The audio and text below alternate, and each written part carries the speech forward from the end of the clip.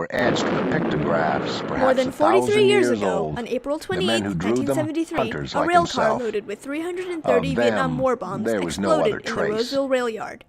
18 more At the end trains of the ridge exploded in was a succession. rock slide, The then a tiny rough town of trail Antelope leading was nearly down. wiped off the map. Candelia and Right scrubbed behind me is the rail catclaw. yard that changed Antelope He forever, sat in the located only rocks and 4.1 steadied his miles away from elbows on his Antelope High knees School. and We scanned. spoke to Ken Fisher from the Roseville Carnegie Historical Museum to find out more.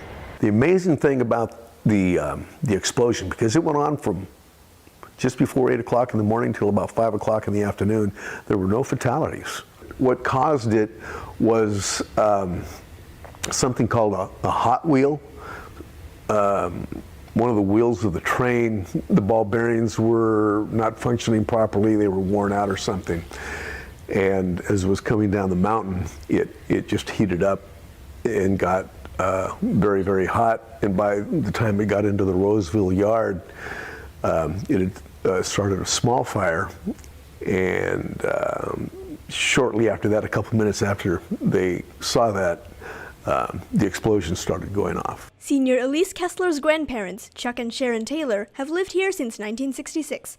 The explosion, which took place on Sharon's birthday, remains a vivid memory to this day. The concussions of the sound waves and the explosion waves kind of went up a little rise, and our house was kind of at the bottom of that, and then it went higher. So when the concussions of the blast came through, they went right over our house and hit houses behind us. I didn't realize, but there were 25,000 people evacuated out of their homes that day.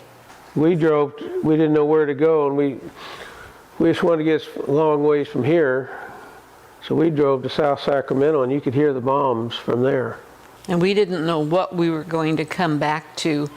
They suggested that when we left windows open, doors unlocked, so explosion waves could go through the house and not stop and blow things up. But the harrowing experience wasn't over yet. In 1997, 8 more unexploded bombs were discovered buried underneath the Union Pacific Rail Yard. An emergency detonation was scheduled, and nearby residents evacuated again. Peter LeBlanc recalls the day the ground shook and the experience he took away from it. Well, I remember it very clearly. I think it was like 1997, and they had found the bombs left over from the 1973 explosion, and they told us the time that they were going to be detonating the bombs, and we were actually watching it on TV. But I still, to this day, I still can't shake the feeling of, the best way I can explain it is it felt like the bones inside my body were rattling. And I had never felt that up to then. I've never experienced that again. And I can't imagine, number one, what it was like for people in Vietnam, and thinking even about the people in Antelope that went through that experience. Today, the Roseville Rail Yard remains one of the largest and most crucial rail yards in the West Coast. Little evidence of the 1973 accident remains, although it's an event that Roseville and Antelope will never forget. Angelie, Pham, Titan TV News.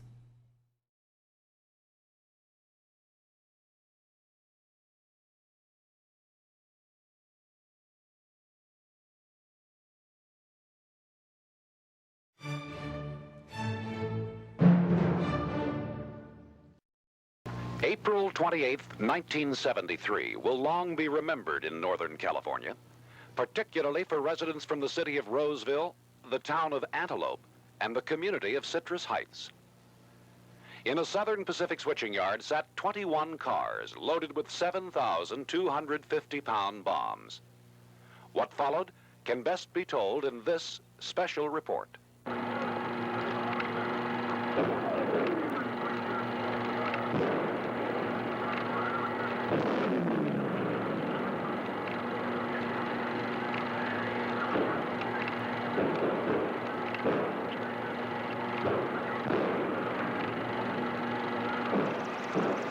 The bomb blasts came sporadically at first.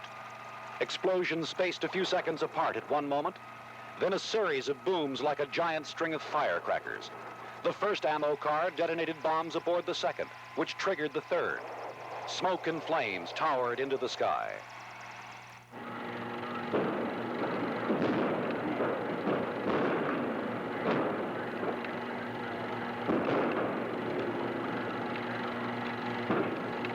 The switching yard was somewhat remote from densely populated areas. Yet the detonations were so severe that shrapnel rained on people and houses and streets.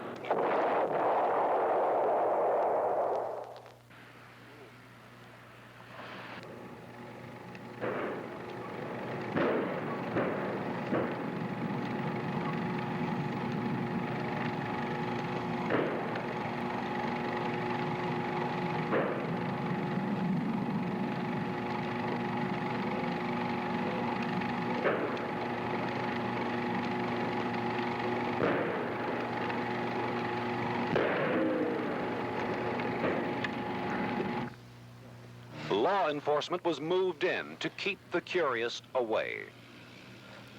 A disaster center was set up in a little park 3 miles from the blast area. Every available agency was called in to aid victims and to seal off danger areas. Communications were set up, air and ground support marshaled, food and medical supplies made ready.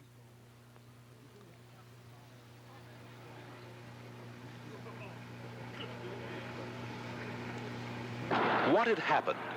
Not many people really knew, even those who had seen the tragedy unfold.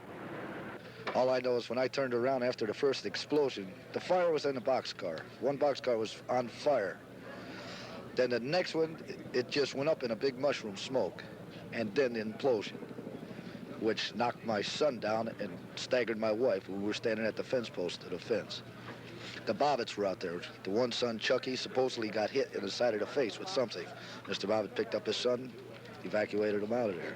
By nightfall, 30,000 persons living within a radius of 3 miles from the center of the explosions had been evacuated from their homes. They went to churches and schools. People had donated food and clothing. Many stayed for a meal. Most awaited further word on when they would be allowed back in their houses. They would be disappointed. The danger was too great, and so were the memories. And like I said, with the holiday coming up, I am California of the past. I am California of the past. I am California of the past.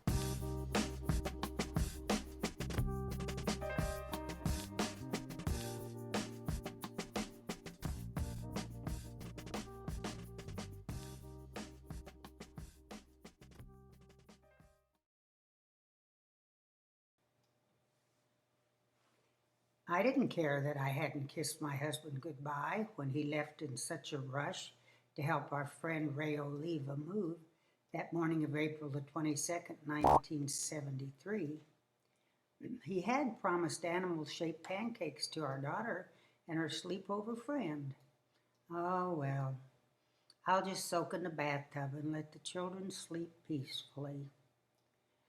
One more cup of coffee and I was ready for my relaxing scented bath. I sank down into the warm water. Suddenly, it seemed to me that the water rippled around me in a very odd fashion.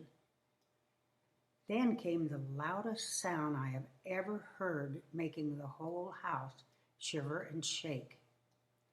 The booming noise was punctuated with reverberation of crashing glass from our windows. In seconds, I put on my robe to go outside and discover what was happening. Well, the frightening sound had awakened our daughter, Katie, and her friend. They were both crying and saying, "Mommy, is the world coming to an end? Is this the atom bomb?" Well, we all kept hugging each other as if it could make the sounds go away. Staying together, we rushed outside, only to see a mushroom-shaped cloud rising as the blast continued echoing throughout the area. Cul-de-sac